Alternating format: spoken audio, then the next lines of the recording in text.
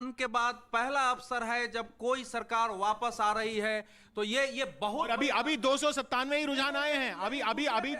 अभी 106 रुझान आने बाकी हैं। लेकिन मैं आपका है इसलिए आपके टेलीविजन की बात कर रहा हूं। मैं दूसरे वेबसाइट पर भी देख रहा हूं जिनमें ज्यादा सीटें दी गई है। 204 हो गए। ये काउंटिंग सेंटर से आ रहा है साहब। कहना चाह रहा हूं कि इस चुनाव का सरलीकरण करना उचित नहीं होगा। 2014 के बाद भारतीय राजनीति में नरेंद्र मोदी के आने के बाद जो एक गुणात्मक परिवर्तन आया है, उसकी दृष्टि से देखना होगा कि लगातार विरोध के बावजूद सरकार इस ढंग से उत्तर प्रदेश जो हिंदुत्व का मॉडल था क्यों रिपीट हो रही है। 205 पे बीजेपी आगे।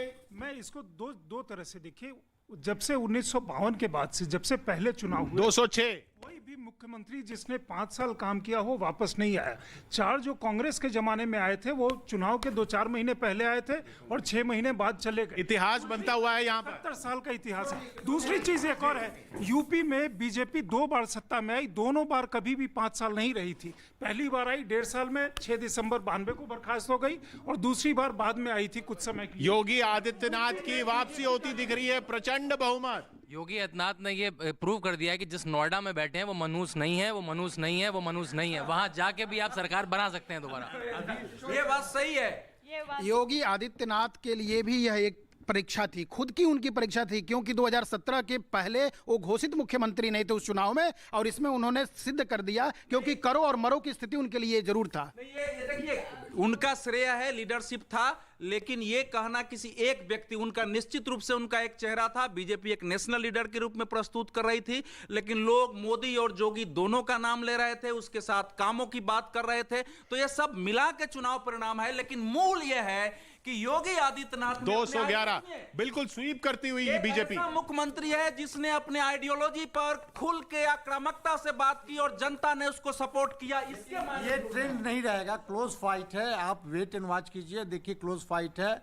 और मुझे लगता है दोनों ऋषि जी अब नहीं देखिए कुछ चलता है, लेकिन इतना लंबा नहीं चलता। नहीं, मुझे उम्मीद है कि समाजवादी पार्टी 150 से इससे क्लियर होता है कि परफॉर्मेंस के ऊपर लोगों ने वोट दी है। और अगर जैसे कुछ लोग कह रहे हैं कि हिंदुत्व नहीं चला या कास्ट फैक्टर चला है, लेकिन परफॉर्मेंस के ऊपर लोगों ने वोट दी है। पहली बार जैसे इतिहास बनाया है 70 साल में कि एक सरकार यूपी में दोबारा आई है। 80 बनाम 20 भी बोला। नहीं, मुख्यमंत्री ने 80% बनाम 20%। बीजेपी खुद 200 सीटों पर आगे हो गई है। बीजेपी खुद 200 सीटों पर आगे है। 7 अपना दल, 5 निषाद पार्टी।